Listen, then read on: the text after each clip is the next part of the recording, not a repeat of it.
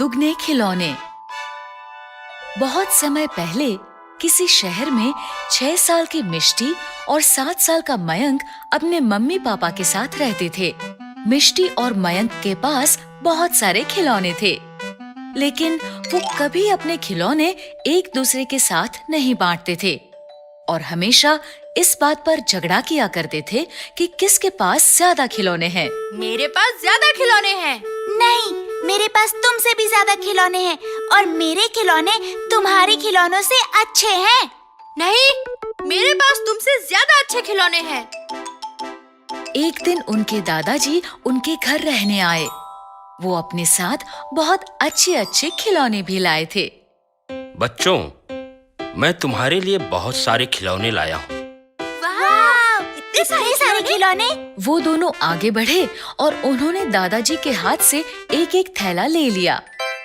ये वाले खिलौने मेरे और ये वाले खिलौने मेरे। मैं ये सभी खिलौने तुम दोनों के लिए ही लाया हूँ, तो इन्हें बांटने की क्या जरूरत है?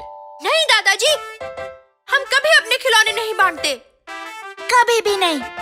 ये सुनकर दादाजी को बहुत हैरानी हुई, लेकिन उन्होंने बच्चों को कुछ भी नहीं कहा। अगले दिन दोनों बच्चे हमेशा की तरह झगड़ रहे थे। मेरे पास ज्यादा खिलौने हैं।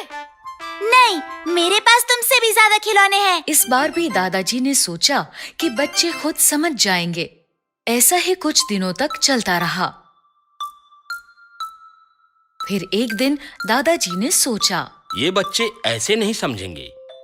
मुझे ही इन दोनों को एकता का मतलब समझाना होगा। ये सोचकर वो बच्चों के कमरे में गए। कमरे में बच्चे हमेशा की तरह झगड़ रहे थे। दादाजी को देखकर वो दादाजी से पूछने लगे, दादाजी, अब आप ही बताइए किसके खिलौने ज्यादा हैं? हाँ दादाजी, आप ही बताइए किसके पास ज्यादा खिलौने हैं। मेरे हिसाब से तो तुम दोनों के पास ही बहुत कम खिलौने हैं। क्या? लेकिन तुम दोनों चिंता मत करो, मैं तुम दोनों के खिलौने दुगने कर सकता हूँ। वो कैसे? जादू से। जादू से? हाँ, जादू से। अब जल्दी से अपनी आंखें बंद करो, मैं अभी तुम दोनों के खिलौने दुगने कर देता हूँ। दादाजी के ऐसा कहने पर दोनों बच्चों ने आंखें बंद कर ली।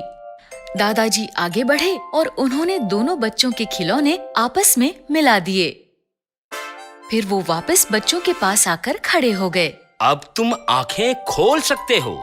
बच्चों ने आंखें खोली तो सारे खिलौने मिले हुए थे। ये देखकर दोनों बहुत गुस्सा हो गए। दादाजी, ये आपने क्या किया? आपने हम दोनों के खिलौने मिला क्यों दिए? इस पर दादाजी ने उन्हें समझाते हुए कहा, मिला नहीं दिए, मैंने तुम दोनों के खिलौने दुगने कर दिए। बच्चों, एकता में बहुत शक्ति होती है। अगर हम मिलजुल कर रहें तो इन खिलौनों की तरह हमारी ताकत भी दुगनी रहती है। इसलिए हमें झगड़ना नहीं चाहिए और हमेशा मिलजुल कर रहना चाहिए।